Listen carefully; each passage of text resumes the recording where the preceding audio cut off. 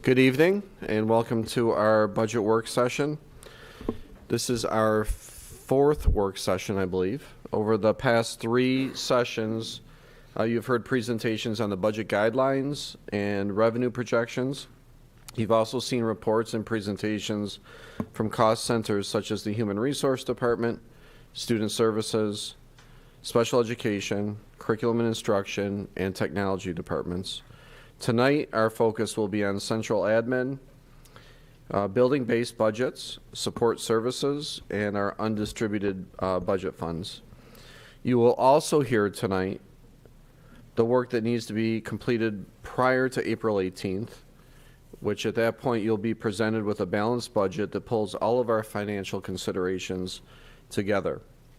So with that, I'll begin the central administration budget, and then we'll transition to Mrs. Ward to take us through the building-based budgets.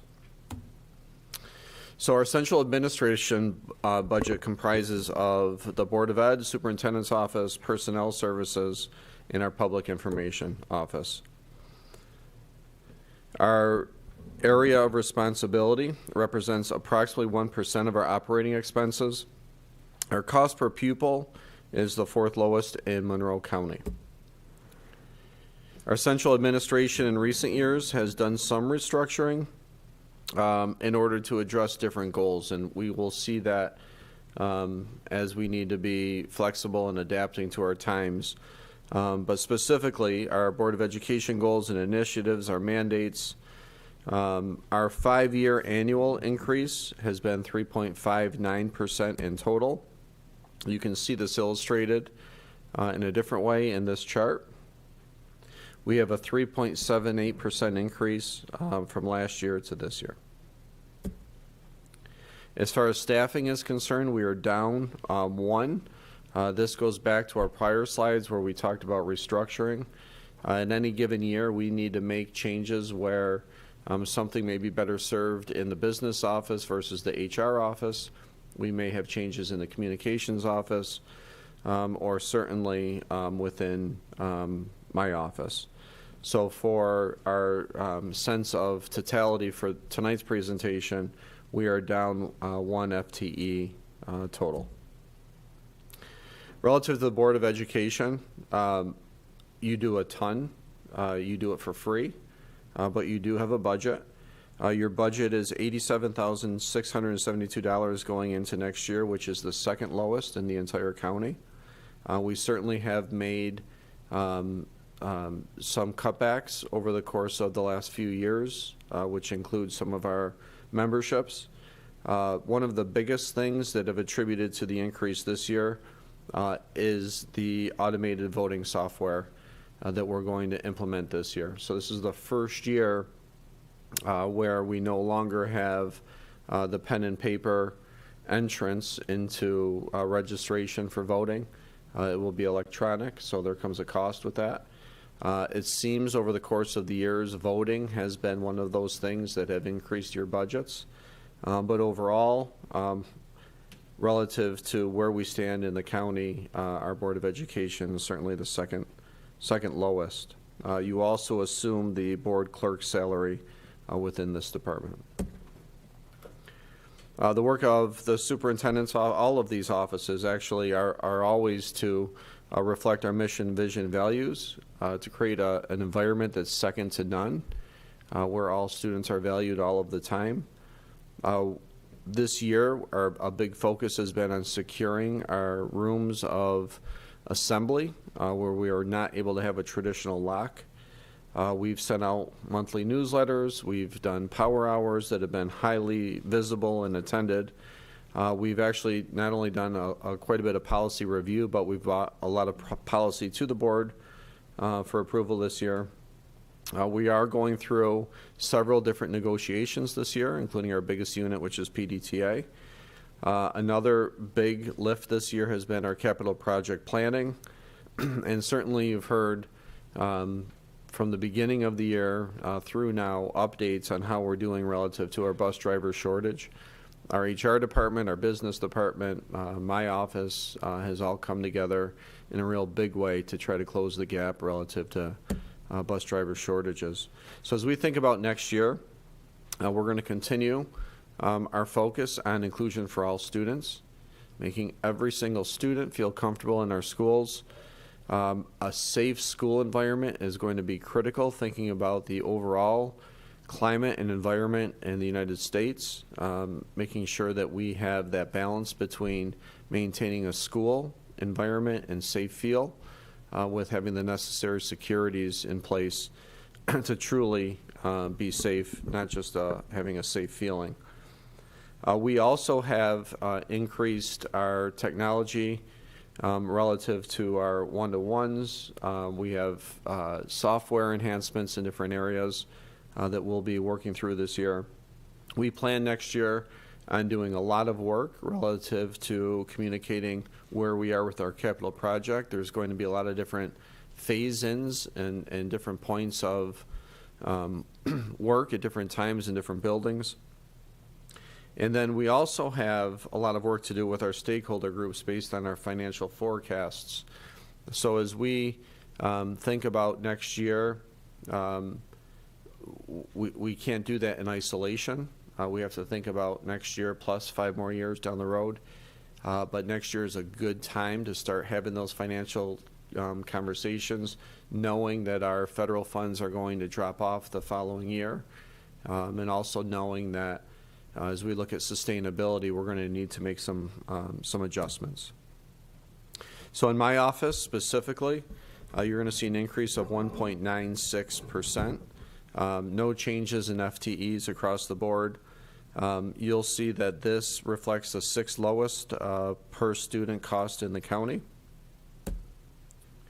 Relative to the HR services, you'll see a pretty steady line relative to the budget, a little bit of a decrease here.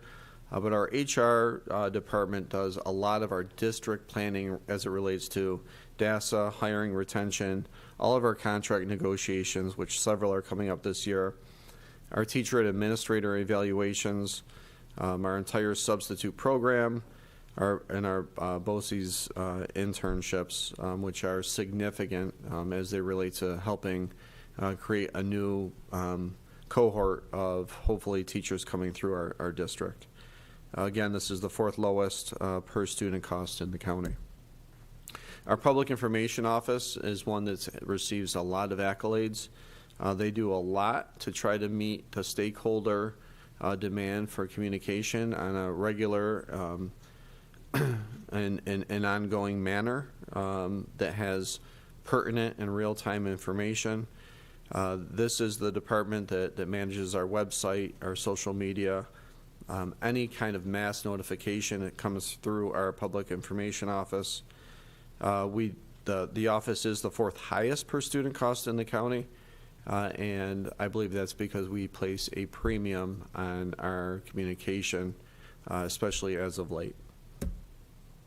Another way to look at this collectively, and as far as how this all breaks down, you can see that the superintendent's office, HR, public communications, and Board of Education, how it breaks down as far as the pie chart.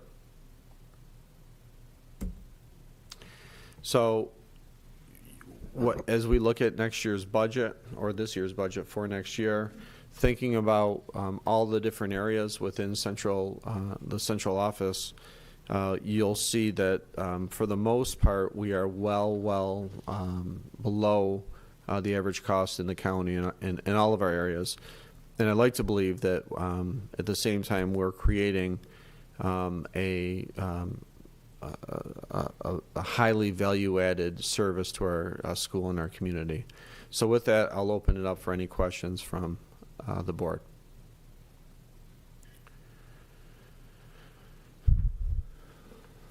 Okay, so with that, we'll bring up our Assistant Superintendent, Melanie Ward, to talk about our building budgets.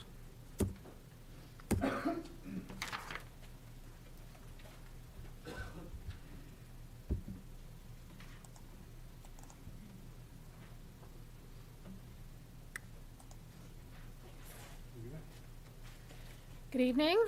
I'm going to share with you the budget projections for next year based on the work that happens in our buildings, which of course is the heart of our work. So this is where it all happens for our kids, and appropriately it is well over half of our total budget, because this is the work that most directly impacts our students.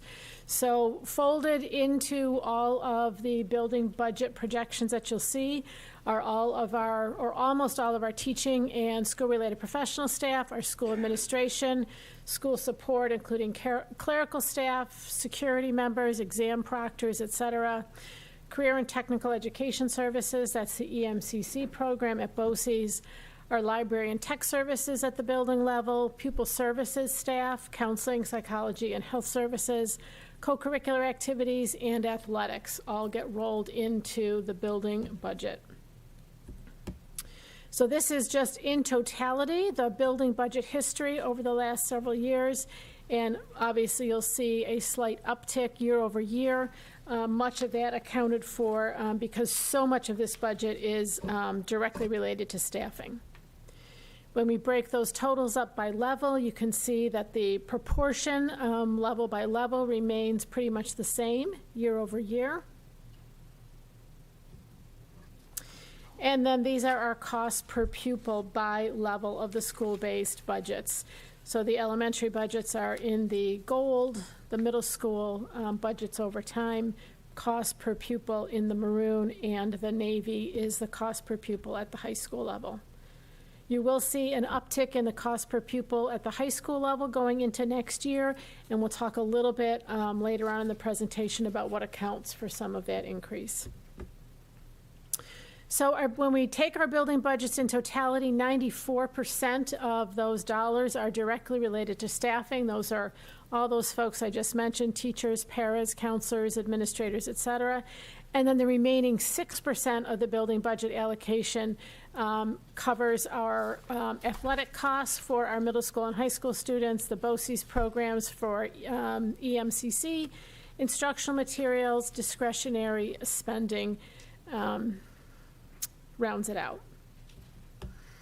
So when we think about building level staff, again, because this is such a significant portion, not only of the building-based budget, but our total budget overall, it's important to think about who all of those folks are, and also to recognize that some portion of our certificated staff salaries are covered through other budgets, and you heard Mrs. Katai and Mrs. Woods talk about those positions that are covered under the student services and special education budgets in their presentations, I think 2 weeks ago, probably. But the vast majority of folks show up in the building budgets. The Career and Tech Ed, this is the BOCES EMCC program, and we have definitely seen an uptick in the number of students choosing to participate in this program since we came out of the COVID-related shutdown and temporary learning model years. These programs are extraordinary for our students. I'm excited that we have more students interested in participating in this program, although it does come with a cost. Students who participate in the EMCC program spend half of their day at BOCES, developing specific skills in any one of a number of different career pathways or trades. Depending on the course of study that they're taking there, in addition to the technical skills that they're learning through their chosen pathway, they may also be earning their English, math, or high school science or social studies credits through the coursework at BOCES. So it's very applied English skills, very applied math skills, et cetera. Once students complete these programs, and many of them are 2-year programs, and pass the required exams, they not only graduate, of course, with their Pittsford diploma, but they also graduate with certifications or licensures that allow them to go directly into the world of work if that's their choice. Many students do, but many of our students also choose to follow up their EMCC experience by going on to a 2- or 4-year college experience as well. These programs offer opportunities for our students that would not be possible for us to offer within our school building because of the equipment, the spacing, and the specific area of expertise that the instructors in these programs provide for our students. The The building instructional materials budget is a relatively small amount overall. You'll see a decrease here because this is all based on a per pupil allocation. The per pupil allocation has not changed year over year for as long as I've been sharing this budget with you, but the number of total students has dropped a little bit, and so we see a little bit of a drop there. This is money that buildings use to purchase textbooks, library books, hardware, software. These are all aided, and the funds need to be shared with our private and parochial partners as well. The building discretionary budget, again, is a per pupil allocation, which is why you see a little bit of a dip there. This is really the, I would say, about the only part of the building budget that building principals really have any decision-making power over, and these are the areas within their budget that they can allocate monies, shift monies around year over year to accommodate whatever the building level initiatives or needs are from year to year. And it's a bit of a catch-all in terms of anything from supplies to rentals to paper to travel and conference, et cetera. And this is where building principals really have any power over how the money in their budget gets spent. The budget support for all of this comes primarily from our property tax levy. We do get some BOCES aid on some of those instructional materials pieces on the EMCC program. And then we also have some title grants that help to offset some staffing and programming needs at the building level. Some of the challenges faced in putting together and monitoring and maintaining the building-based budgets year over year, we continue to see the need for some additional sections at the elementary level based on enrollment and contractual numbers there. And so as we get more kids, we need to have more teachers in order to accommodate those students. And so there's a little bit of a tension there on the budget. We continue to experience staffing shortages across the district, and certainly at the buildings that hits hard in terms of teacher shortages, teacher sub shortages, paraprofessionals, clerical subs, et cetera. I wondered a little bit how some of the buildings did today with many of our neighboring districts closed and teachers needed to stay home to be with their children who didn't have school today, so there's impacts and where are the subs coming to cover. We continue to see and experience increasing needs of our students in terms of the areas of behavior, mental health, social emotional supports, and attendance concerns.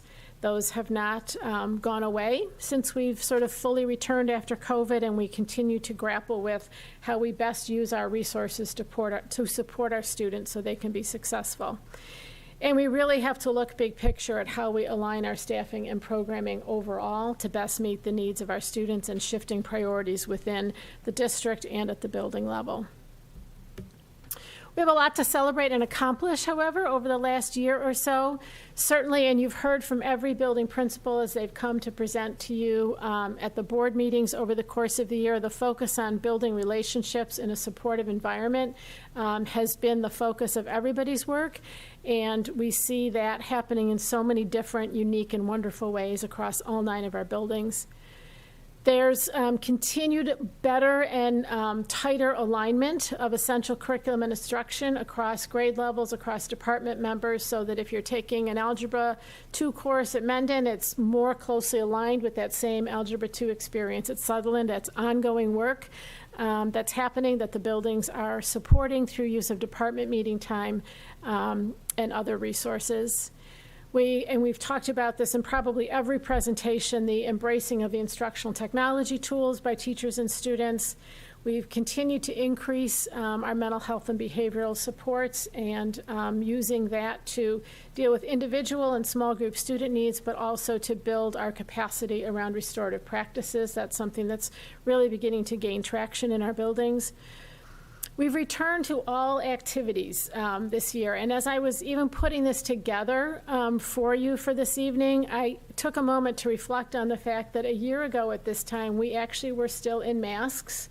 We still had buildings where we had auxiliary lunchrooms in order to keep kids spread out appropriately at lunch, and it's hard to believe that that was just last school year. And so the normalcy just of activities, coming back to pep rallies, full school assemblies, whole school celebrations are back, and that is so much a part of that supportive environment for our students. So it's been really exciting to have that happen again. Moving forward, we continue to work on how we best address the needs of students with a wide range of academic needs. We feel like those needs keep growing, that range keeps widening as we're dealing with so many competing interests and struggles of our students in various situations. We're continuing to look at how to use existing structures to provide those just-in-time interventions at the building. So things like the win time that's been put in place at the 2 high schools recently to provide every student with a 30-minute block of time every week to get either just some downtime, some structured study hall time to do some work on their own or to meet with a teacher for some Tier 1 interventions is really important work happening at the buildings.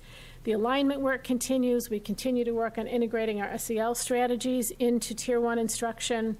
And all of it falls under the umbrella of continuing to work towards providing that equitable opportunity for all students to experience success and get what they need as an individual out of our program. So when we put the pieces together, you can see by level the I'm sorry, I have a typo in there. That should be 23-24 proposed budget in the middle column, and you can see the dollar change and then the percent change by level. And with that, I'd open it up for any questions or discussion. I just had a question, quick, if I could. Melanie, I know you've probably said this before, but just as a reminder, the CTE programming, is that 11th and 12th grade, or what grades is that? That's 11th and 12th graders. Okay. The programming at EMCC, Yeah. yes, that's 11th and 12th graders. Okay, and then one other quick question. I think you might have answered this as well, but the tutoring center, the staffing of that, that's under? That's through the Shana's- student services Okay, and I thought so. one of our federal grants. Okay, great. Yep. Thank you. You're welcome. Thank you. Okay, thank you. Get out of Mr. Vesey's way. He has a lot of slides. A lot of slides, but I'm not going to cover them all.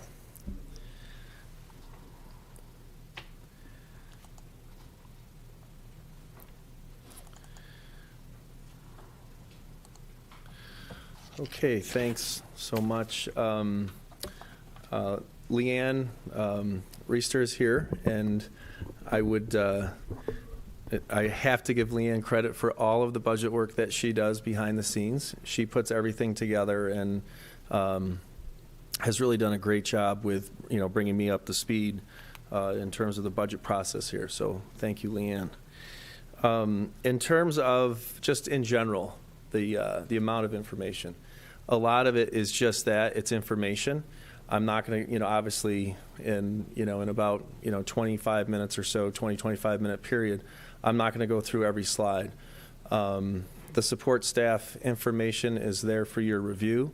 It's a large operation. So I'm going to summarize some of I'm going to hit some of the highlights of the most critical operations and emphasize, the reserve amounts that are new for this year, the reserve funds and especially the bus replacement plan. The other thing, just in general, from an agenda standpoint, we're fielding a lot of questions on electric buses. So I did include some of the time tonight's going to be dedicated towards what's the district's plan, so that we have that out there, because that's obviously something that we're going to have to continue to prepare for. So as I mentioned, it's a large operation. Really I'm responsible for the finance, operations, maintenance, food service, and the transportation operation. Food service is not part of the general fund budget. It's a C fund. It sits separately, just for your information. So it's $19 million or 12% of the district's total budget, the support services operation, and roughly 19% of the district's staffing. So obviously we provide services to every area in the district. There's a lot of high visibility positions. I'd probably say that, probably just from a highlight overview, the amount of auditing and regulatory items that we deal with, it's really overwhelming between, Jeff's here in terms of fire inspections, we're the most heavily regulated industry, I think, in the state in terms of internal audit, external audit, et cetera.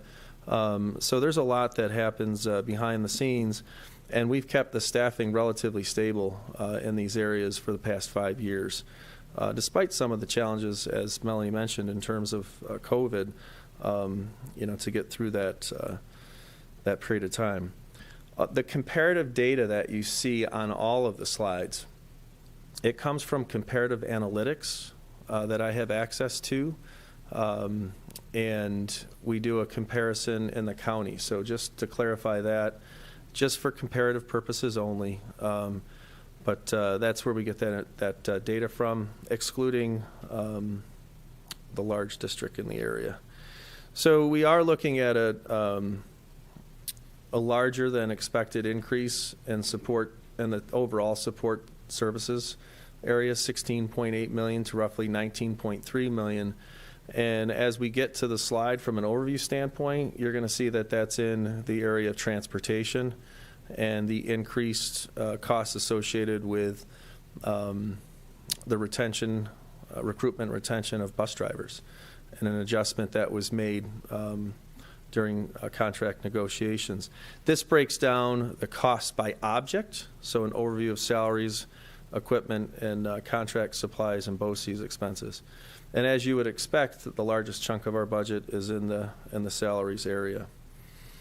Staffing, again, is relatively stable. Transportation, I want to highlight 112.1 FTEs. That's a goal. That's not what actual staffing is. That number is about 20 FTE lower at current time. That's another factor that's hitting the district's budget, is because we don't have that staffing, we see an increase in contract transportation. So again, just trying to hit each area. In finance and auditing, a tremendous amount of work takes place. The most visible work obviously are those audits and the results of the audits. One of the things that I've really worked with our team on since I've been here is shoring up the business office payroll operation. That's something where we're working towards a plan to have a payroll supervisor and backup. That's particularly important and as a goal in the office this year, because you can see the tremendous amount of paychecks with employees, and then of course all of the state aid and benefit, state aid financing, and then the various benefits. So we're the fifth lowest cost per student in the county at $171 per student. It's about a $1.2 million operation, and that shift in FTE is directly to support the business office operations overall, and that's the FTE change from HR to the business office. That's where it's accounted for. So accomplishments, we've had very favorable audits. You see that in October. We're looking at enhanced services with WinCap. That was a tremendous project. Now you can log on and get that information. And of course, we're always concerned about the bond rating that we have, and we have the highest one. The challenges right now is, really, and this is really as of this week, it's going to be the reporting and accounting and auditing of the separate federal COVID monies. So we're already in preparation to get ready, for that audit. And then obviously, the other challenge we've had is wage inflation. If you look at the support staff services overall, and this will encompass all the areas, we still had a number of folks that were at minimum wage. And of course, that minimum wage has been growing in the past years, and when that happens, you face wage compression. So that accounts for adjustments all the way throughout those labor contracts that we had to take care of. So that's been a huge impact fiscally. Operations and maintenance is a large operation, and I love the fact that this is put out here for your review. 91 staff members so a lot of responsibility in terms of our buildings, and relatively in good shape in terms of our staffing. There's a few hard-to-fill positions that we've worked on, and then, of course, normal turnover that we've dealt with. But you can see just the tremendous 2,600 work orders in a given year, the tremendous work that's taken place. So that budget is really stable. We're looking at $10 million. That $861,000 increase, $600,000 of it is an increase in electric utilities. I have a separate report that normally is distributed to the Board of Education in September. I've saved it to distribute tonight. Just what you need is another report. But it goes to show you that we look behind the scenes with a cooperative, our energy cooperative. We do cooperative purchasing. Monroe 2 does that to save money. And even our unified efforts, we're still struggling in that area. So that's the largest increase that we'll face. And again, the challenge is that volatility with gas and electric. And obviously there's a number of energy saving measures that we naturally do. And it's funny because we get often asked, Jeff and I have these conversations about what else can we be to be, more green, have more of a green goal. We have one of the only geothermal systems in the state operational right up the road at Hawkins Road. That's a tremendous effort. And then, the LED lighting that's currently taking place in the $6.1 million capital project, those are all items that we'll continue to work on. And again, if we continue to see this push in utilities, there's other measures that we can look into in terms of energy performance contracting, and we need additional capital projects to upgrade some of the older electric and HVAC units to become more efficient. That's really what we need, and I think we're making progress in that area, but there's a lot more to go. The other major aspect of really the work that Jeff does is the safety and security trends, and the safety of our playgrounds and our facilities day in and day out. I put this proposition here because it's associated with facilities, but this is a previous discussion that took place regarding the addition of a proposition for the swimming facilities reserve. So this is where it'll actually be. It'll be proposition number 4 from a voting standpoint. So I've just put all of the language here again for your review, but that'll be part of this year's discussion. And obviously, when voting on this is the creation. Right, the board approves it, the voters approve it, and authorize spending from it, as well as the board. There's no impact on the tax levy or rate, or et cetera, or the budget. Admin technology support, that was in our last workshop. Summary here, biggest impact mentioned previously is the one-to-one device program, and the major impact there is staffing.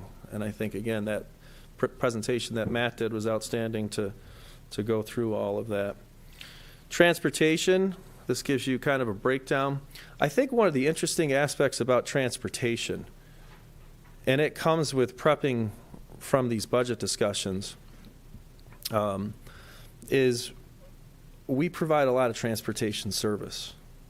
And compared, to some of the other school districts that I've had the privilege of working in, the additional after-school bus runs, the elementary bus runs, the special bus runs for programs that we have within the school district to keep kids in our programs at our location, they're tremendous. And our overall pickup point, and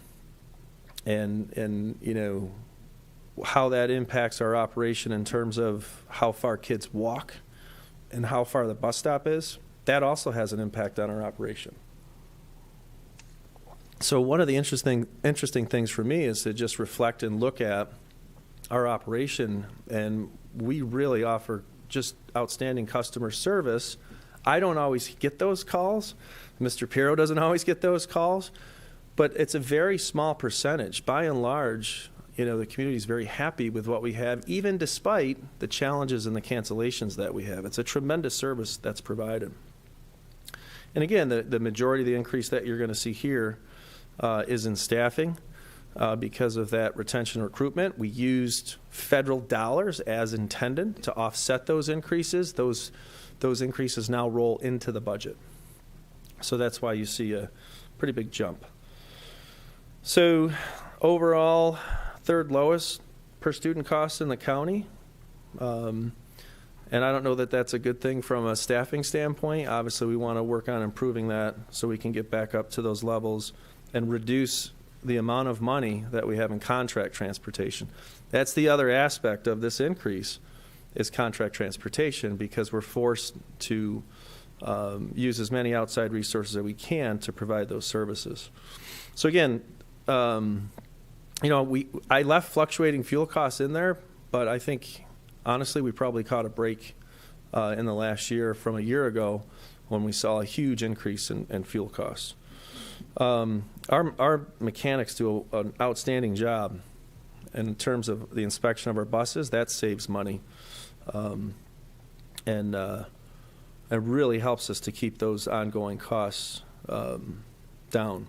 And as I mentioned, this is another thing that I discovered is we don't necessarily have childcare locations in abundance within the attendance zones or in catchment areas of our schools. So we transport students all over the district from various locations, and that requires a lot of logistical coordination, which also adds, to some of the challenges that we have. So that's a tremendous service. Typically, where possible, school districts will have those within the school district's boundary and that attendance zone, to kind of eliminate some of the confusion. We have dual residency and then short bus stop requirements. And I'm very happy to support this if we can, with the restoration of athletics and field trips, the demands have gone up, and we just don't have the resources to do it. So that's something that we really have to build capacity so that we can offer those very important educational experiences for our students without trying to coordinate a special contract transportation. Which leads us into the information on the bus replacement plan. This is a separate presentation. Again, I'm not going to read every slide, but you've got a lot of information. The bus stop information here that you see is point 3 and point 7. And I always like to put this because it's not, walk 5 miles uphill in the snow when I went to school, but it's pretty close. State law is 2 miles and 3 miles. We're at point 3 and point 7. And we have safety zones where we transport students. So what does that mean? We have what's called a non-allowable pupil decimal that's generated. We lose transportation aid because we're transporting above and beyond what's required by law. And that's looked at every couple of years, and there's a calculation that's made, and there's actually a deduct in what we would receive in eligible aid. Again, this means we're offering more customer service than it's expected. So I think that's positive because we keep folks happy, but there is an additional cost to that in terms of that calculation. So the state will actually penalize you for providing that additional service. That's what that non-allowable pupil decimal is. Again, interesting, 31.6 miles. And then I do this on purpose. I want you to see all the different places that we go and the pressures that are here. So, take a look at all these different locations. And by the way, this isn't a comprehensive list. This is just a sampling. So we've got a lot of buses and drivers and students moving in different directions. 921,000 worth in terms of the mileage. So what do we do in terms of replacement plan? Our goal right now is an 8-year replacement plan. And again, I'm going to talk about electric buses and how that fits in. Why do we do 8 years, and why is that the focus? So really, and I had this conversation earlier with Mr. Pirro, if we didn't have all of the salt that's necessary to keep us safe, these buses, the engines in these buses, they would last 20 years. our buses will go to auction and go to Florida, and they'll live for another 10 or 15 years because the engine's solid. It's just the corrosion really leads to the biggest uptick in buses after that 8-year period. And then, of course, general maintenance. So just to give you an idea, I list some of these anticipated repairs, and then worst case scenario, if there are upgrades that need to be done to the engines, but you can see, pictures say it all, it's the corrosion. And these are things that when our buses are inspected, they'll fail, they'll be taken off the road until they're repaired. So if you have rust anywhere, it's got to be repaired. And this is the undercarriage. The inspector will actually take a pair of pliers and see if they can shake anything off. And if they can, then your bus is put out of service. So it's very, very important that we rotate these buses and do a replacement plan before we can't use them. So here's a list of buses to be replaced, and obviously we do everything we can to save funds. So the proposal is 566 passenger buses, 529, 236, one service truck, which we had in there, but we added a 7-passenger SUV because we're trying to have a solution for unique busing situations so that we can use it both to go out and do bus inspections, but also to actually be able to use it if we have to transport kids in unique situations. We don't have anything that we're able to do, we don't have that capability right now. What's the good news is $1.7 million covered by the capital reserve for buses. So there's no direct impact here because we've already saved the money. We've collected the funds. We get aid, even though we've paid from we get aid back over a 5-year period. So you can see what the net annual cost is in terms of that, after you receive about 70 cents on the dollar back. What are we doing in terms of fleet size? We're going to reduce our fleet size. So if you drive by transportation, when all the buses are out, you'll see probably between 34 and 40 buses still sitting there. We're trying to reduce that by 4. But, we're cautiously optimistic. We want to get our drivers back. And if we get our drivers back, we don't want to have to go out and buy, all those buses. So we're going to trade in 4 additional buses and reduce the fleet from about 118 to 112 in terms. So we were gradually reducing buses. Here's the actual proposition for the purchase of buses. And then for, this is a report that we did discuss as part of our audit committee, our audit oversight committee. We need to redo the reserve for buses because we've maxed out the amount over the period that it was authorized. So there's an additional vote that's necessary for that. So that's it. The reauthorization of a capital reserve. We went with a $50 million 10-year because of the notion of electric buses and the fact that these electric buses could cost up to $500,000 each. So we're really going to need to focus on what's going to happen in terms of that, that plan and that replacement plan, and which leads right into, well, what is the plan? And we're getting a lot, we're not going to say a lot, but I know that we have residents that have gone to these meetings in the county. We know that because our representative from Leonard, Bill Harvey Jr., has let us know that the majority of the crowd, the parents, were from Pittsford, which is great. We want that involvement from the community. But what is our plan? Mr. Pierrot asked me to do a presentation with district planning team, and I briefly mentioned this. The requirement is in 27 to be zero emission, right? But you can still have, those for new buses that you're adding to your fleet. You can still have your other buses. By 2035, every bus has to be zero emissions. Now, I'm going to say this cautiously, right? Our guidance from the school business official standpoint, when we've asked this question, is that nobody will talk about this yet, but that it's most likely this is going to be delayed because of the severe economic impact that this is going to have. And if you go to this presentation, and it's been recorded, I think, you can see some of the political aspects in terms of, we're going literally from 0 to 60, where most other locations have a gradual phased-in approach. And there's, a lot of issues associated with that. The first issue, and then I'll move on from here, is you still need the voters to authorize the purchase of these buses. What if the voters don't want to authorize the purchase of these buses, and even though it's mandated that you can only buy these buses? So how's that going to work? That's the most obvious aspect in terms of this legislation. So we're waiting to hear about that. But that doesn't matter, because we're not going to get bogged down in that. Even though we have these holdups, the biggest one is, what's the impact on the power grid? Is our district able to sustain charging stations, et cetera? Right now, it's not. Right now, we have a number of power outages that we're just trying to deal with through capital projects to have some generator backups for life health safety systems.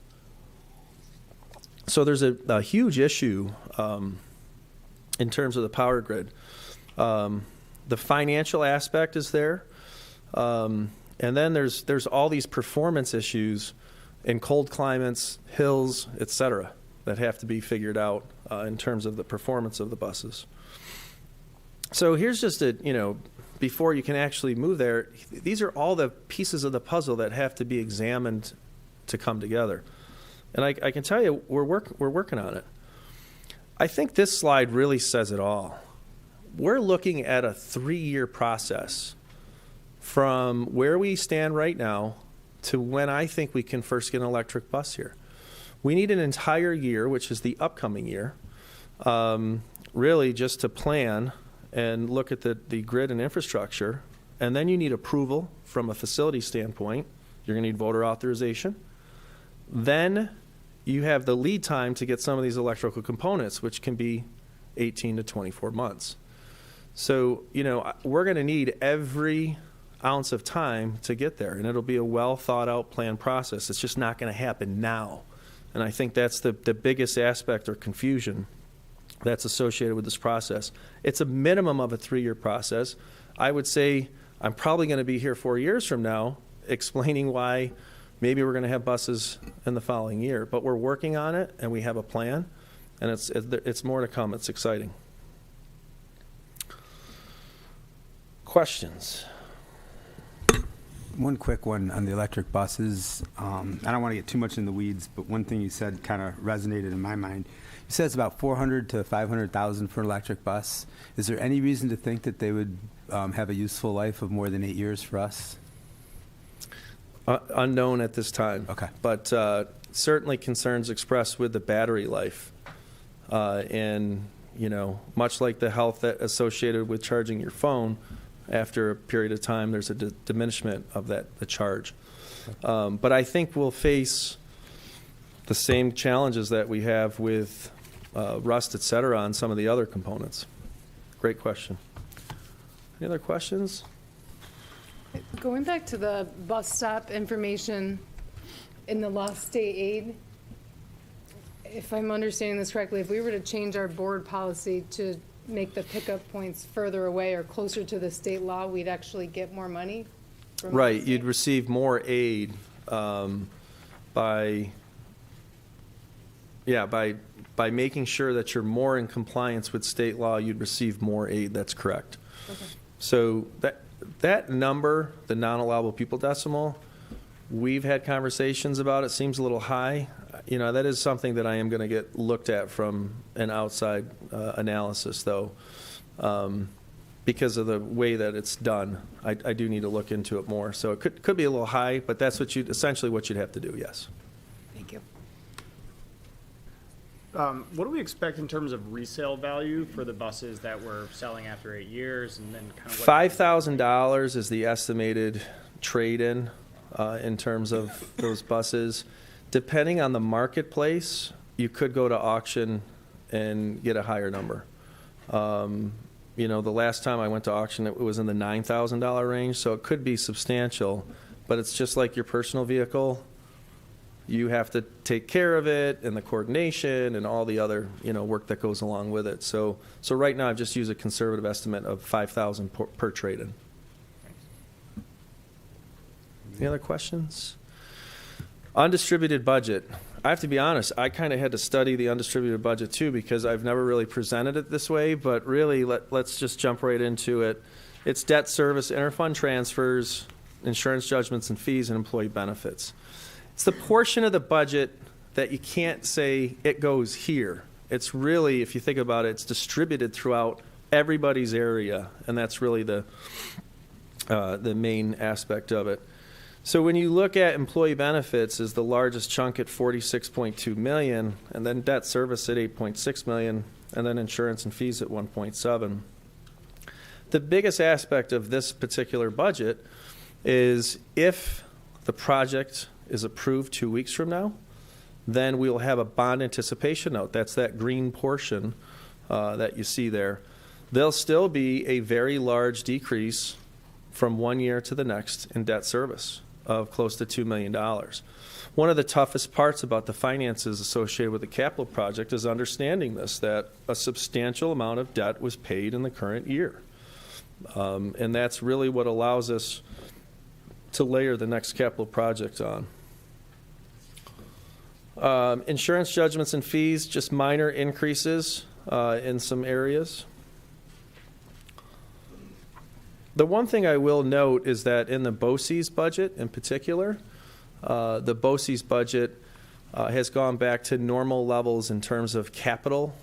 So the projects for the past 3 years at Monroe 1, those have come down to normal levels in that $400,000 to $600,000 range, as opposed to where they've been for the past 3 years. Employee benefits, we're looking at an increase of about $1.2 million. The biggest percent increase is for the employees' retirement system, so it's the contributions that the district makes. The TRS rate actually went down. Now, here's what I'll tell you. With a sideways stock market, there's usually a 2-year lag. I wouldn't expect to see those figures remain lower. And then, of course, all the other benefits associated with any of the corresponding increases in salaries. I think the major aspect here is, if you look back at the district's history, the biggest increase is in benefits, from about 24% to 30%. And what you've seen is a healthcare trend. You see that prescription drug component of that healthcare trend driving that. But still, overall, if I look at the district's employee benefits and the changes, 23, 24 at 2.9%. I think you could see if I added a trend line here, you'd see that we're right on target. For those of you unfamiliar, the district's part of the Rochester Area Schools Health Plan. And I think this slide in particular shows the value of cooperative purchasing and having the school districts band together for health insurance. So you can see Excelis's normal rate at 11.2. That's their average, and the RASP average at 7.2%. So there's tremendous savings in this area, much like I mentioned earlier with energy. So I think overall, what you do face in challenges, I think the challenge is that if you don't control your benefits and corresponding salaries actually as well, that drive some of those benefit rates, you're stuck with a tax cap that restricts you. So you've got to look at your revenue sources. But the district has done an outstanding job at looking at ways to be efficient and save money in these areas. With that, Mr. Carroll, did you want to come up and stay right there, and we'll bring some of the final points together and wrap up. Sure.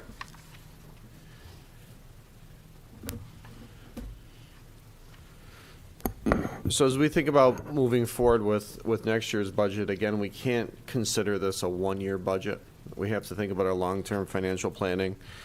We do have the expiration of federal funds. I envision this year, coming into our new school year, our district planning team and other stakeholder groups coming together to think about all of the positions we've hired and what we're going to do with them relative to FTEs, because they do come with obviously salary and benefits, and they were positions that were funded by the federal government that we have to absorb. We do have to account for everything on the list. The biggest, aside from the COVID funds, are going to be looking at our employee benefits, certainly our staffing, and then our lot of different contractual areas. So as we look to preparing for a final proposed budget to you, we do have different things that we still are gathering. We have our projected enrollments and sectioning and staffing that still needs to be done. We have our BOCES updated unit costs that are still coming in. We do not know at this point what's going to happen with our referendum. That's going to have an impact on our tax cap of either being in the negatives or close to zero, 0.6-ish. We have other things we need to do relative to evaluating the current enacted New York State budget. So moving forward, what's next? We have our district planning team meeting coming up where we will review much of what was on that list. Hopefully, certainly, by April 18th, I will bring to you a proposed budget that will be balanced one way or the other for your consideration to adopt. Moving forward after that, we have a May 9th public hearing for the budget, and then we have our vote on May 16th. So with that, any questions? Still a lot to do, but we're in a good spot. Okay, thank you, everyone.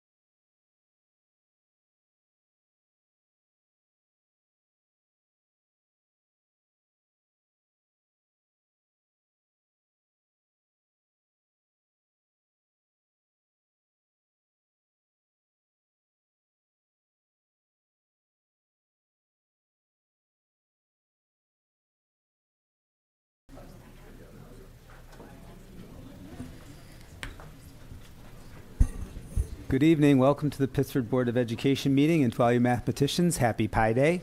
And if you would, please stand for the Pledge of Allegiance. I pledge allegiance to the flag of the United States of America and to the republic for which it stands, one nation, under God, indivisible, with liberty and justice for all.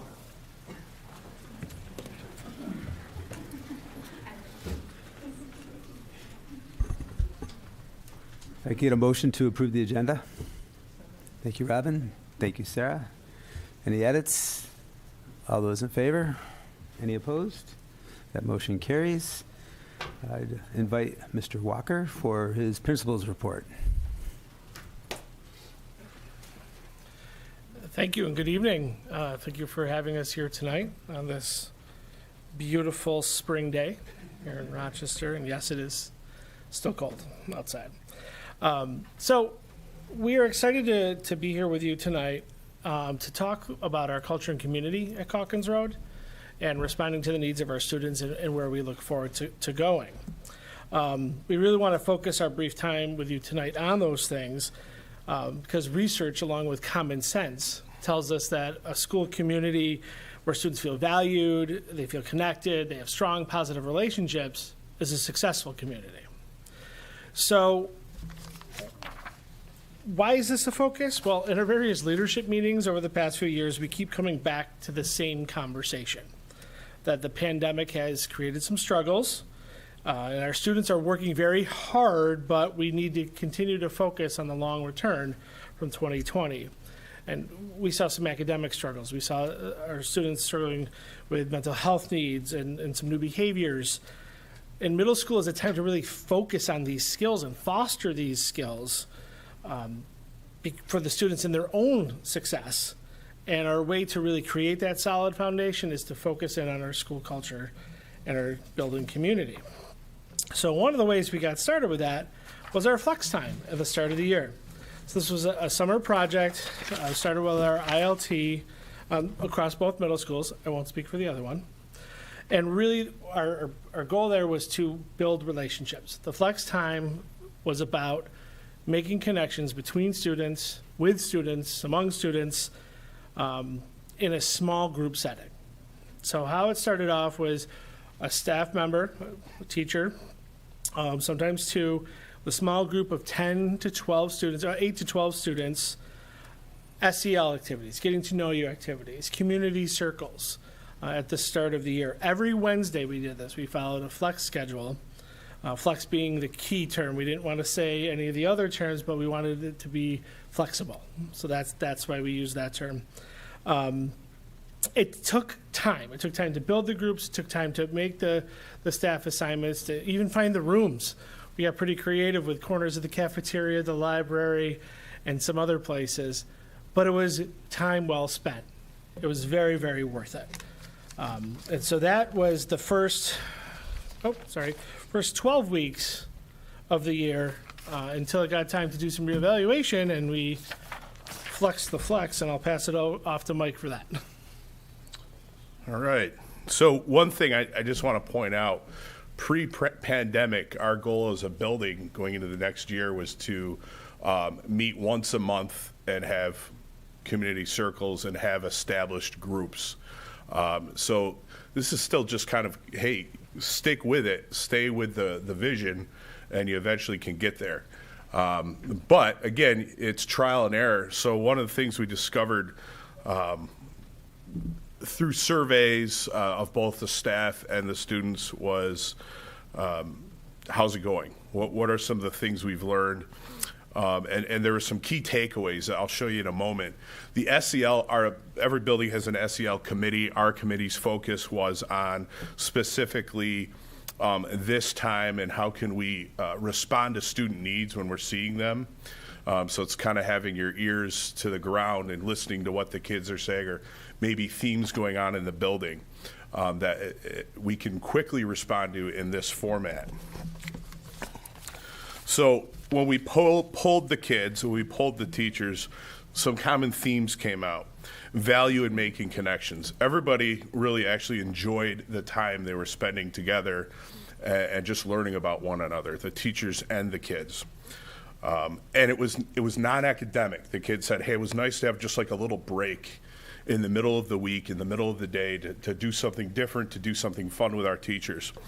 And the importance of the support from the SEL committee in, kind of leading some of that. We also found being with their own teacher was of value to them. So when we initially did this, the groups were like mixed. So it could be any random grouping of 7th graders or 8th graders. It didn't matter what team they were on. And so sometimes they'd be with a teacher, they had no idea who this person was and would only meet with them once a week. That seemed strange to them. It seemed a little strange to the teachers. And also flex exhaustion, doing it the same sorts of things every week. It was starting to lose sort of its luster, if you will. So how did we adjust to that? We basically moved to doing it once a month. And then we're going to reevaluate that. We also changed the teamings of the kids. We moved it so that they were with teachers they had and were on the same team. So Orange team 6th grade are with teachers on the Orange team in 6th grade.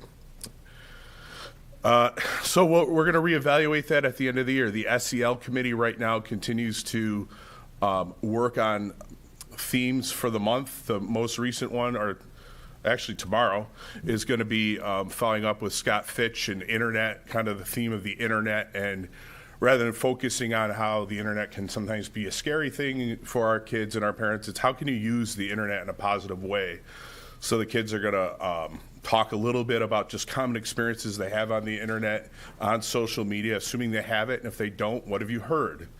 And then from there, they're going to go into making positive tweets just on pieces of paper that we'll put on a display out in the halls.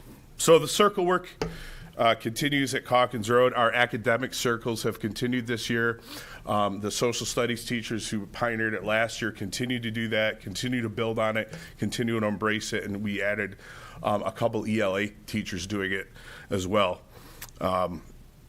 In terms of building up the community, I think that was especially the first part of the year when most of our themes during flex time were about getting to know you, getting to know each other. And again, with the kids who are off during the pandemic and kind of readjusting back to being in school, readjusting back to being with each other, talking to each other, we saw this as a big benefit.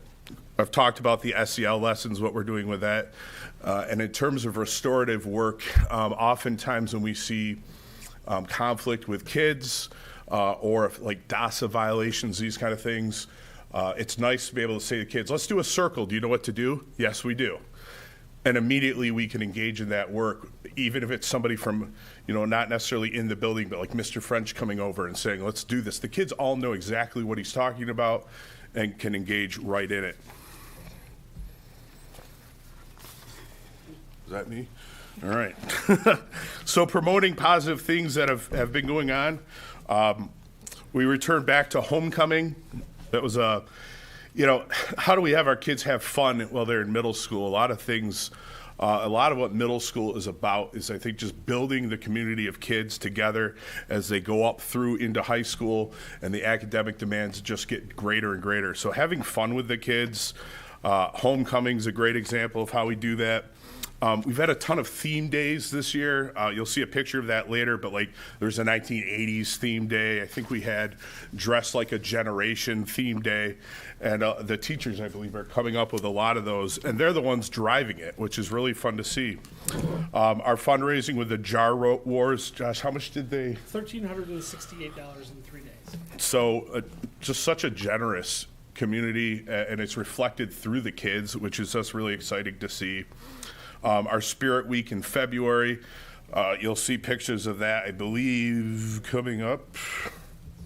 Well, I'll just go through these in a minute. But basically, returning to having a pep rally. And I swear it got louder, or I got older. I don't know which it is, but I literally felt my eardrum pop at one point, and I was forced to fight my wife in a dodgeball tournament. So all of this was interesting, and the kids... Some people don't know that your wife is a teacher. Oh, yes. To clarify, So good times, surprise days that we've had. An example of a surprise day when we have like the Zoomobile come, or the Wamba, West African drummers just coming and just interacting with the kids. And you can see that's one of our activity fairs. The picture there talking about, the extracurriculars kids can join up with. There's the Zoomobile there. You can't really see it, but there is a duck down in the bottom of the screen there. Yeah, the duck's interesting, and a giant spider that I don't deal well with. Our drummers from Wamba are awesome. They're a huge hit with the kids. This is their third visit to our school. I don't know how many people saw this. I think there was actually like in the news, there was something, one of our custodians will leave artwork in each of the classroom with positive messages for the kids, this ideas of these surprises, and just trying to make this a fun environment for the kids. I'll let you guess which theme day that was. Any guesses? 1980s. We had a genuine roller derby champion there, and a lot of excitement.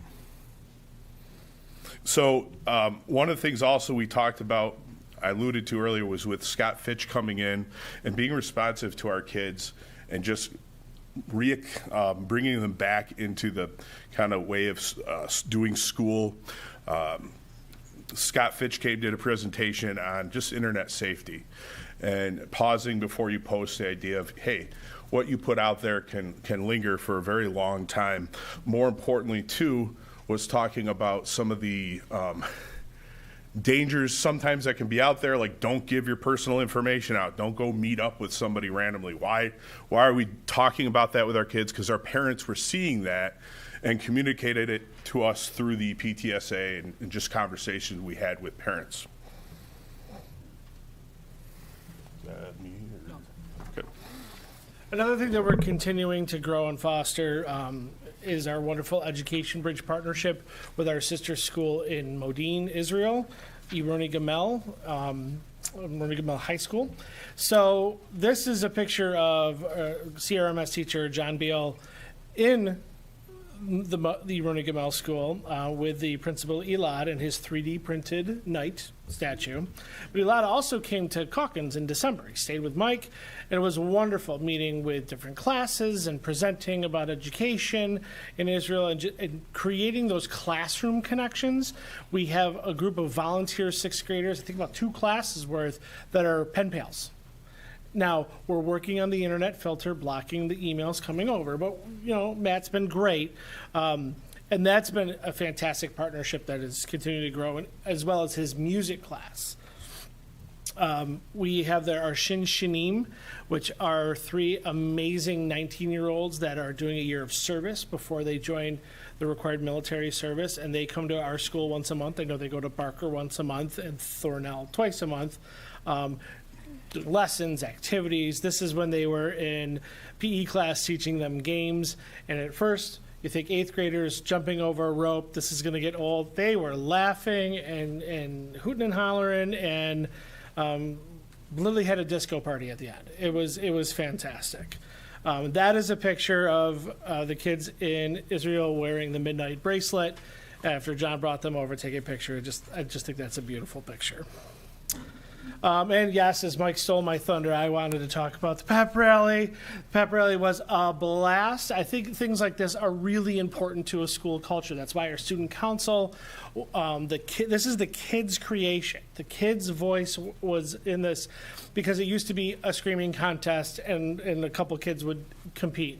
But they wanted to make sure that a lot of students were involved in different ways. So this would be Human Hungry Hippos, if you haven't seen that before. We did manage to get out of this. No fingers were run over in the filming of this. That's just a shot of everybody. I do want to point out the picture of the teacher in the front. He's not that skinny. He walked through my panoramic picture. That's what happens. We had drawing as a part of it. The students had to create a midnight drawing. They still hang in our school. Free throw shooting, hula hoop contests, and then, yes, of course, at the end was the surprise, if we needed it and we had time, faculty dodgeball game. And that's when you're probably popped. The kids really got a kick out of that. So just doing that high energy community event right before February break, we wound them up, then we sent them home. It was right at the end of the day, so our apologies. But those are the things the kids were still talking about it after break when they came back.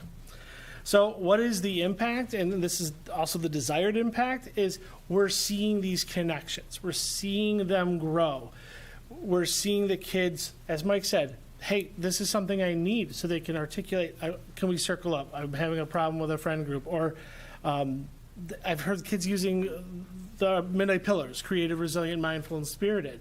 So we're starting to see those roots reestablished with our kids. And that it's not an overnight thing. It's something that grows and builds as they go through Calkins Road and into the Sutherland. And that's our continued focus, as we've talked about back and forth here. The different things that we're going to do is continue to grow those. And I always like to end with the why, right? Why do we do this?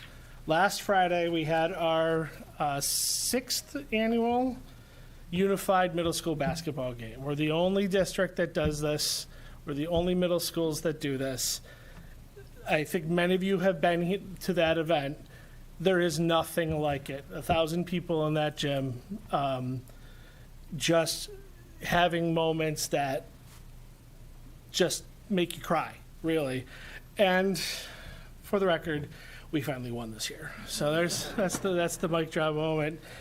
Finally got off the snide and won. But again, just for the record, the games always come down to the last minute. We scored like 10 seconds to go. So, and it doesn't matter, because that's the evening that really makes us define our why.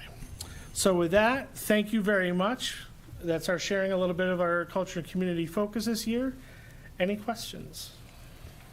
Any questions? Mr. Falzoy, Mr. Walker, thank you very much. Great presentation. Thank you. Thank you, Thanks. everyone. Have a good night. Drive safe.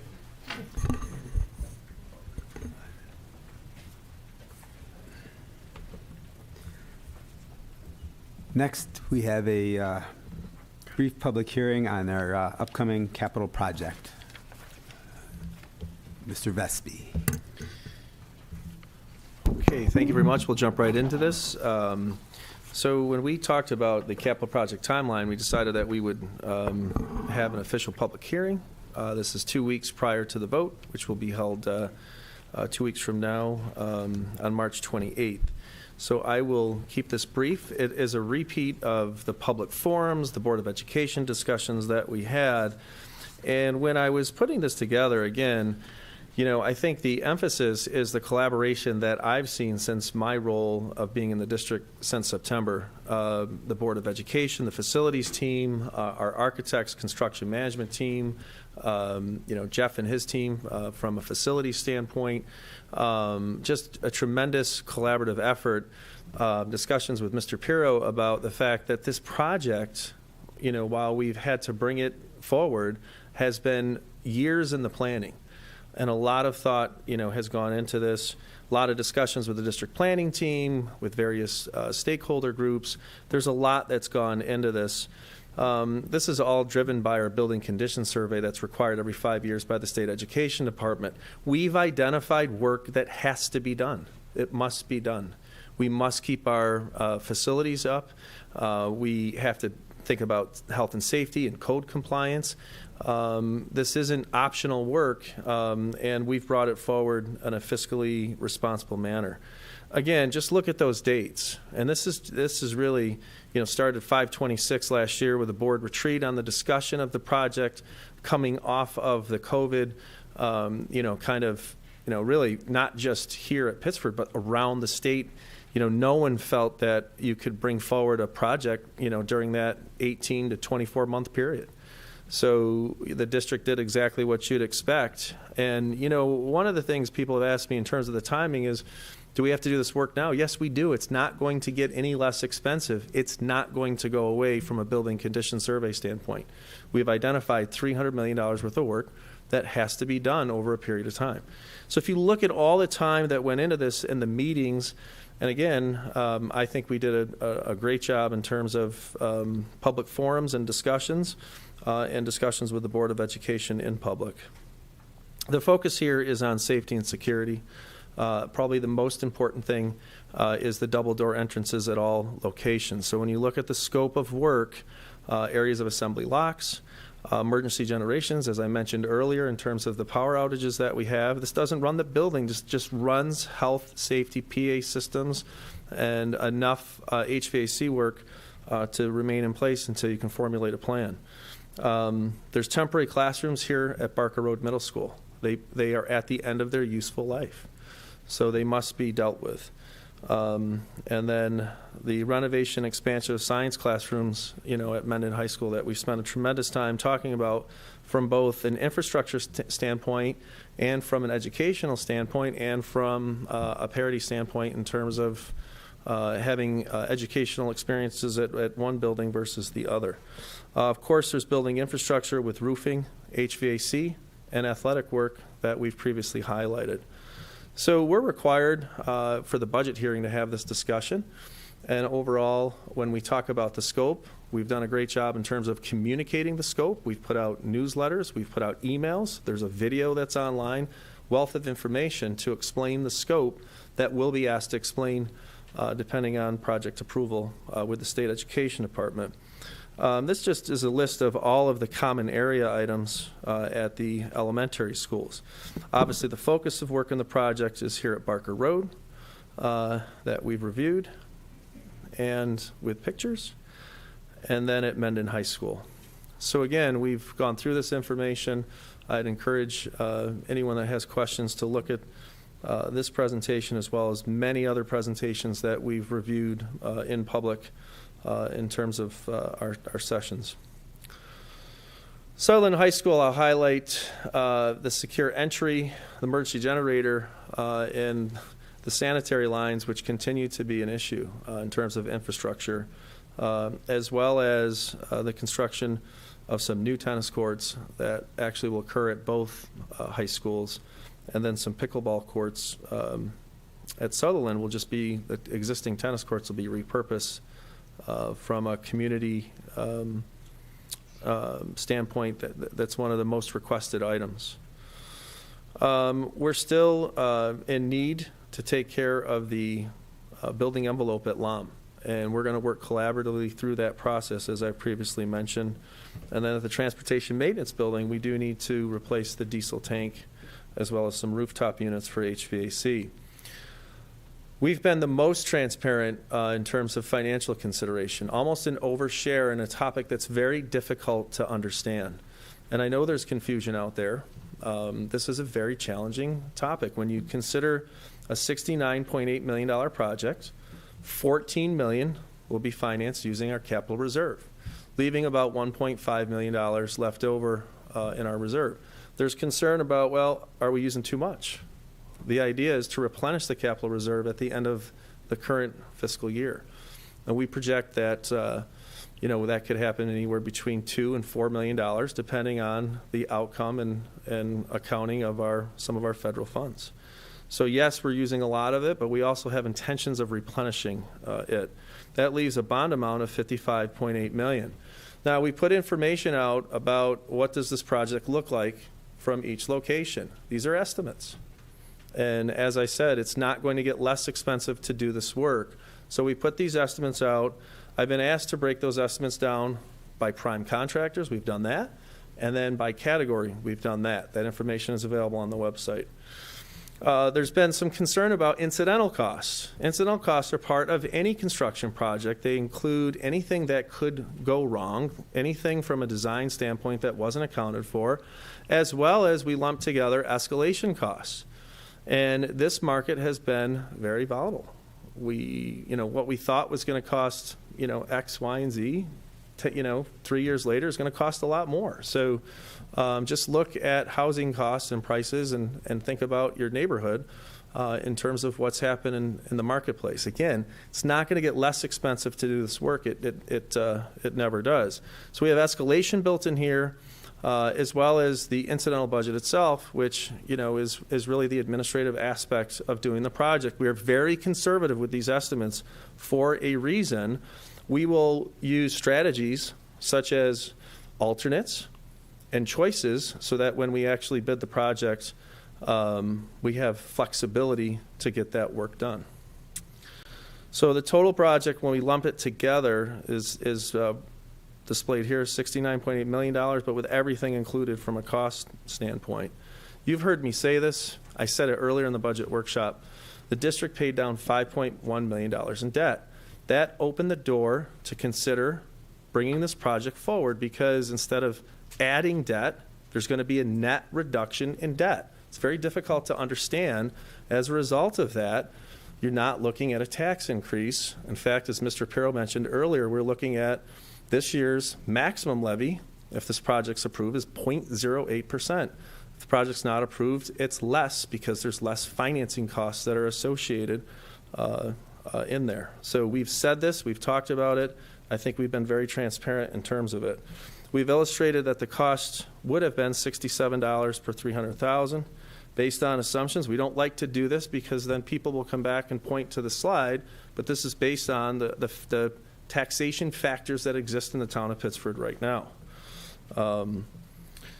If the project is approved, there's still going to be a net decrease. I showed that to you earlier. I've disclosed all the assumptions. There was a concern about interest rates here. That's true. Interest rates could go higher. Municipal financing is typically under what the market is, and we don't know what the Fed is going to do after, the banking situation that occurred last week that shocked the market.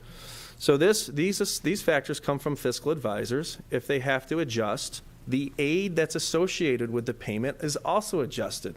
The state reimburses the district based on an assumed rate statewide. Again, very complex to understand, but these factors are in play, and that's why we work with the experts, including experts in what I do, to plan this. Again, fiscally prudent steps. This shows debt service with the project, or without the project, with the project. The key is the gray line, which is the net local cost, continues to decrease over time. So what's next? We've got the vote on March 28th. What are we voting on?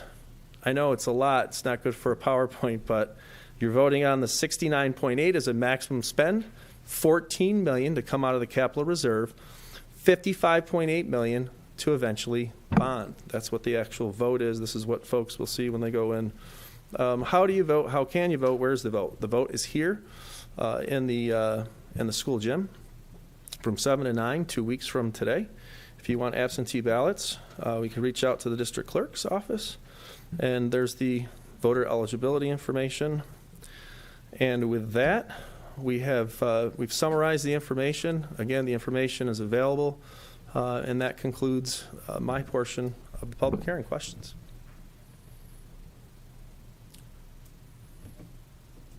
Comments? I have a question for Jeff Beardsley. Sorry, Jeff. So you shared a number with me before about how many times we've lost power. Yes. What can you can you share that? Outstanding. So I get an email or notification every time the building loses power. Now, a lot of times you may not think this, but in the middle of the night, our buildings lose power. So I have to react very quickly, and many times wake up Mr. Pirro in the middle of the night, which I don't like to do. I'm dusty now, so I'm late. So last year we lost power investment of 24 times, which was every 2 weeks. At one of our buildings, we had to take that out, we lost power. Some of these are extended out. Some, there's a running joke in business, whenever it goes over 25 miles an hour, we lose power. A lot of times we lose power 4 or 5 buildings at a time. A lot of times we need, not power back until on a Sunday evening, right before school. We've had to install exterior generators in our building the last couple of years to keep them from freezing. And Jeff, how many times have we been at Sutherland for a major sanitary issue? Well, I was just there last week, and So I mentioned As was I. I mentioned that because the capital project work aren't areas that we've just pulled out of the air. These are areas that we have to address. So everything from generators to something that people wouldn't pay attention to, like sanitation lines at Sutherland High School, to secure vestibules, to everything else that's in the project. It's certainly value added. It's necessary, and want to thank our architects and our construction managers, SCI and campus, for their involvement. Mike, thank you for jumping in, hitting the ground running with us, and Jeff, certainly thank you for your contributions with all of the building conditions survey work and ongoing work. So I also, on behalf of the board, would like to pass along thanks to Mike Vespi, Jeff Beardsley, Mike Pirro, SCI Design and Campus. You had a slide up that was reminding me of all the meetings that I've been at where we've gone through. But what struck me most is the multiple pivots that we've done in planning and trying to get the best solution to accommodate the most bang for our buck through this project. And I really appreciate everybody's tenacity working through this to get to where we are at this point. So just thank you to everybody involved, because I really think we have a very good project that's up for vote at this time.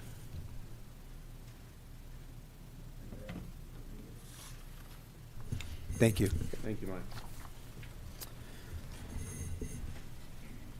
Okay. Moving on to the Board of Education report. You have the meeting dates in front of you for the Monroe County School Boards Association reports. I'm sure Sarah has a report out on her legislative trip. I sure do. Thanks, Ted. So last week we went to Albany. It was great to have Dave and Emily come along with us, and the three of us represented Pittsford out of 23 total members from across the county. We had great conversations with a lot of our local legislators and then others from SED and the governor's office, as well as some downstate legislators who hold key roles in committees that we're involved with. So it was a great day. I know I was talking to Dave earlier, and he really enjoyed the experience. And a couple things to bring back to our district. We had one great meeting with Senator Helming, who now represents the South Quadrant. I'm going back to Jeff Kimmerer in those days with the Attendance Boundary Committee, but it's looking like she really covers Mendon Center, Thornell Road, and Park Road in that area. So we talked to her a little bit about that, and she would love to come into our schools. So I think that's a great relationship that we can have moving forward. And a couple other things that we're going to be following up on, and more to come. So it was a great trip. Excellent. Anybody else have anything to report out? Perfect. Under dates to remember, we have quite a list. The board visit tour with our transportation on 3/23. Capital project referendum vote on 3/28. We hope everyone will come out and vote on that night. The students and staff will be happy to know that 4/3 through 4/7 is spring break. 4/12 is a board retreat. 4/13, we also have another board visit at Jefferson Road. And on 4/18 is our next regularly scheduled meeting. Next is approval of the capital project vote and poll workers. If I get a motion on that, please. So moved. Jeff, second. Emily, thank you. Any discussion on that? All those in favor? Any opposed? That carries. Thank you. Moving back to Mr. Vespi. You got a lot of time tonight. A lot of time, so I'll keep my comments brief here. Yes, for your consideration is the acceptance of the treasurer's report. Again, increase in terms of sales tax. Food service continues to operate at high levels. Also help to have an additional serving day. So that program continues to achieve at really outstanding levels that'll put us in a good, strong fiscal position going forward. Of interest to note in the special aid fund is that pass-through of the health care worker bonus payment program that we were able to get out, and a lot of work behind the scenes with Sean and Leanne in terms of that work. And then continued growth in our interest earnings. Outstanding. A motion on the treasurer's report, please. Thank you, Robin. Thank you, Sarah. Any discussion? All those in favor? Any opposed? That carries. Thank you. For your consideration is disposal of a folder inserter machine surplus. Motion on that, please. Thank you, Jeff. Thank you, Emily. Any discussion? All those in favor? Any opposed? That carries. Thank you. Okay, next for your consideration is a budget transfer, and this is common this time of year, where we will look at year-end balances as we start that fund balance analysis to see in particular budget areas purchases that we can make. And in this case, the plan as presented last week for the one-to-one devices is part of that process. Motion on the one-to-one device purchase. Thank you. And any discussion? All those in favor? Any opposed? That motion carries. Thank you. Okay, next is the, for your consideration, is the technology storage solutions. This is something that I actually spoke with Matt and Dr. Kimmer early on my arrival in the district in terms of some of our aging infrastructure. So this would be through BOCES to make sure that some of the critical areas of storage are replaced as part of a longer-term plan. Okay, motion on the technology storage solution. Motion by Dave, seconded by Emily. All those in favor? Any opposed? Motion carried. Okay, for your consideration is the bus purchase proposition as discussed in the budget work session. Motion on the bus purchase proposition. Robin and Emily, thank you. All those in favor, or any discussion? All those in favor? Any opposed? Motion carried. Again, for your consideration, the creation of a new vehicles reserve fund, which is technically capital reserve fund for the purposes of a bus replacement plan, a vehicle replacement plan. Thank you. Motion on the reserve vehicle fund. Thank you, Dave. Thank you, Emily. Any discussion? All those in favor? Any opposed? That motion carries. Okay, next for your consideration is the approval of the Swimming Facilities Reserve Fund as discussed in a previous Board of Education meeting with Mr. Pirro and as discussed earlier in the budget workshop.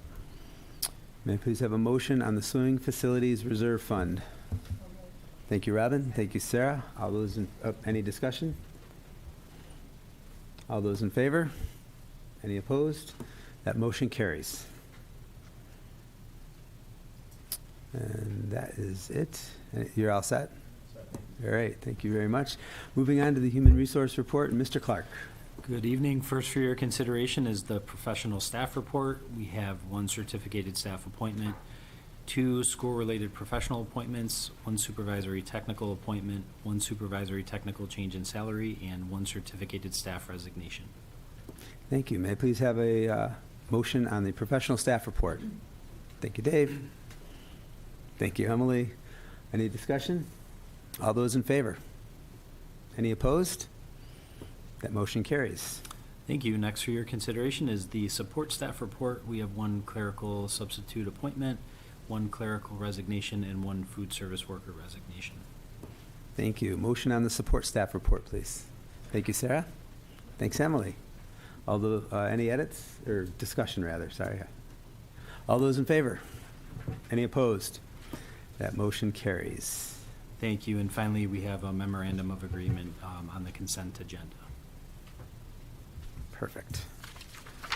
And I just lost my place. There we go. Moving on to the special education report, and Ms. Woods. Good evening. You'll find recommendations from the committees on special education and preschool special education on the consent agenda. Thank you very much. Superintendent's report, Mr. Pirro. There is not a need for an executive session this evening. So as you obviously can tell, a lot of our focus in the office has been on the budget and the capital project. I am hopeful for everyone that's inclined to please show up and cast your vote. I think that what is in front of you has been well explained, and hopefully you're able to make an educated decision relative to how you cast your vote. Josh and Mike earlier in their presentation talked about unified basketball quickly. I just want to highlight a part of that. So unified basketball is actually students with special needs that are partnered with a general education student, and they create a competitive team. So our students that typically would not be involved in an interscholastic team become part of a team. And at the middle level, since we have two middle schools, we've created the opportunity for both Barker Road and Calkins Road to play against each other, similar to what we do with like the Rainbow Classic. And so what you're able to see are about 1,000, a full house of attendance at our unified basketball games. But more importantly is what you're able to see as students with different levels of disabilities hearing cheers and praise from their peers, and having their parents and grandparents and aunts and uncles in the stands, being able to see their loved one having a level of success and feeling like they're part of something bigger. So it's a real special event. It's not something to gloss over. It's a pretty big deal. And like Josh said, we're the only district that has that at the middle level. We certainly have blown it up at the high school. It's a full-blown program. One of my favorite activities and games to watch are unified basketball programs. So, Elizabeth, thank you and the special ed department for all your work in championing that, and for everyone across the board has been outstanding in trying to create as many opportunities for our students with special needs as possible. So that was this Friday, and it was an extraordinary event. So thank you. That's all I have for the evening. Thank you, Mr. Pirro. Next up on our agenda is the consent agenda. If I could get a motion on that, please. Thank you, Emily. Thank you, Sarah. Any discussion? All those in favor? Any opposed? That motion carries. Any old business? Any new business? That brings us to the public comment portion of the meeting, and just like to remind everybody that public comment is a part of the meeting where the board welcomes comments. It's a privilege to speak. It's not an obligation of the board to do, but we do work hard to encourage public comment. It's also our responsibility at our meetings are live, streamed to the homes throughout the district, that we're sensitive to who may be watching. One of the parameters that's been set is that our speakers' comments must be submitted in advance for review. The speaker has the option at that point to have it read by us or for them to show up here in person to read it, and that is spelled out in the submission form. Tonight, those that have submitted their comments will be able to read their comments. Those that did not and only submitted the topic that they were going to speak about will still be allowed to read their comment, but it will not be live streamed. And you must still adhere to the 3-minute limit. With that, the first public speaker tonight will be William Skuse. And when you come up, if you would, please still state your name and your address for the record. Yeah, if we can go up there, well, Yep. Thank you. To the podium. Thank you.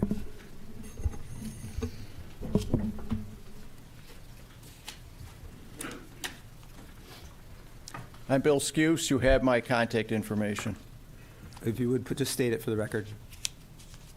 I live in Pittsford.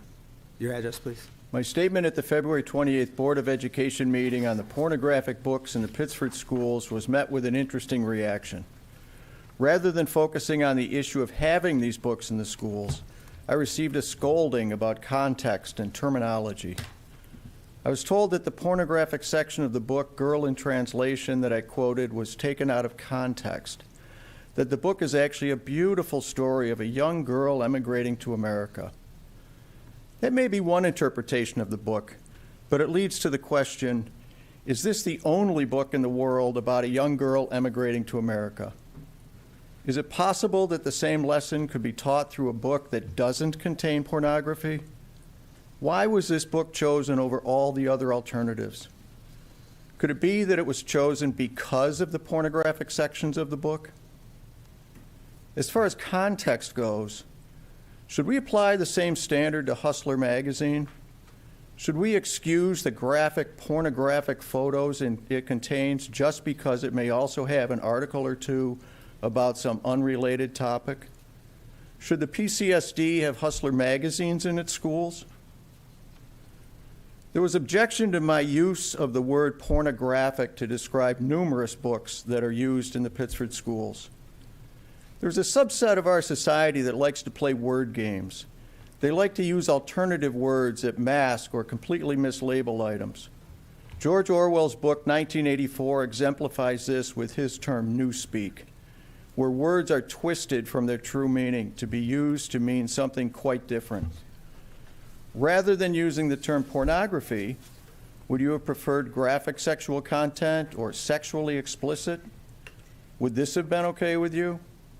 Should I have used terminology that masks what is really going on? How about calling these books beautiful or artistic? Would that have been better? Would that have made you feel good? Let's have an honest discussion about what's going on.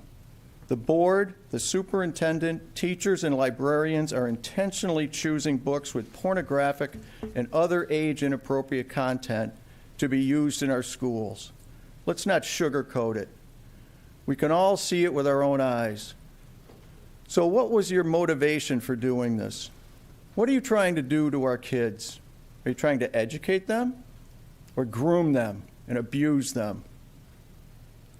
I also find it very interesting that in the 2 weeks since I pointed out that the board and the superintendent are providing pornographic books to the students in the Pittsford schools, not one of you has tried to contact me to have a discussion on the topic.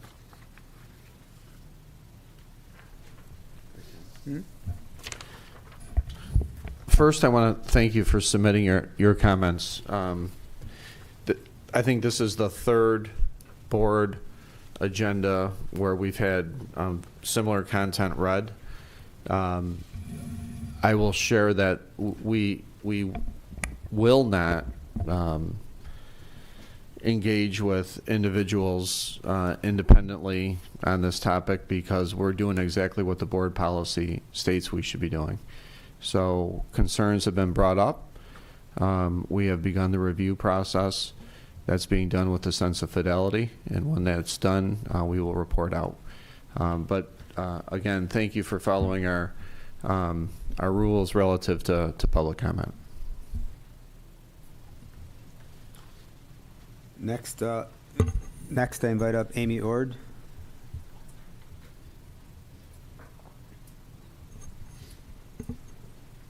Again, if you would just state your name and your address for the record. Can you hear me? Okay. Amy Ord, 15 Sunrise. I want to talk about your equity plan, social emotional learning, and mental health and how all three interact. As a psychologist, I see potential harm in your plans. I also see the erosion of the parental right to direct the upbringing of their child. I haven't found anyone to be exactly forthcoming with parents regarding what is taught, especially when it's taught across many classes and teachers in an embedded curriculum. To me, there is a lot of work pushed by feelings, activist organizations, and political affiliations rather than real data and science.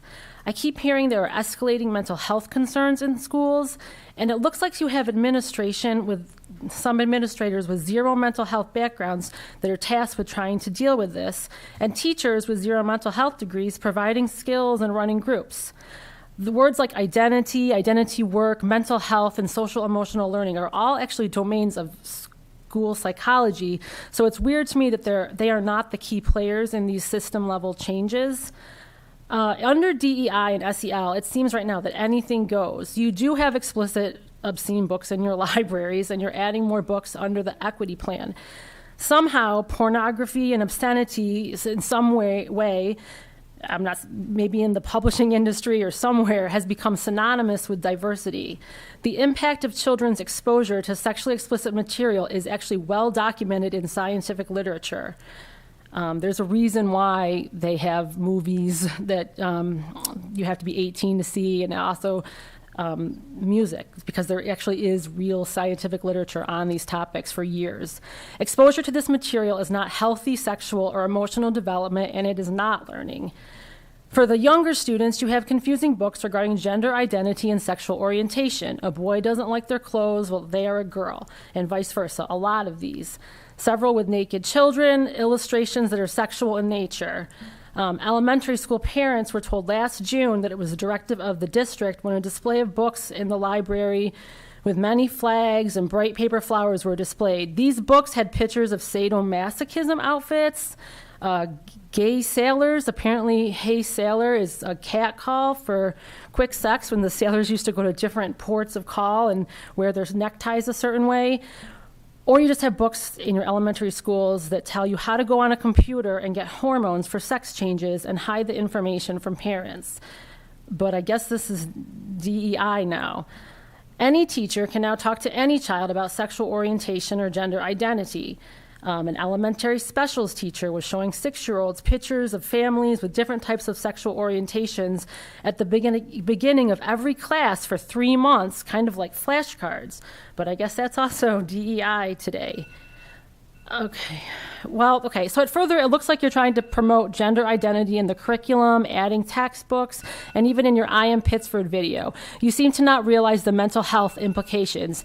Being any gender other than what you were born is a clinical diagnosis in the DSM-5. It is called gender dysphoria and often requires clinical and medical care. Okay.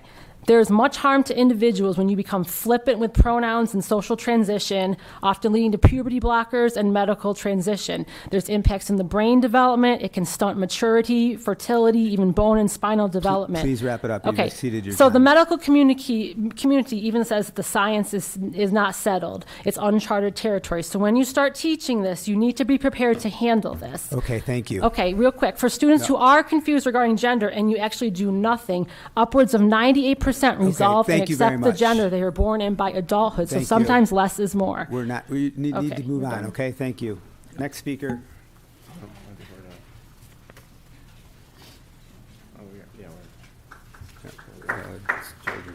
Yeah.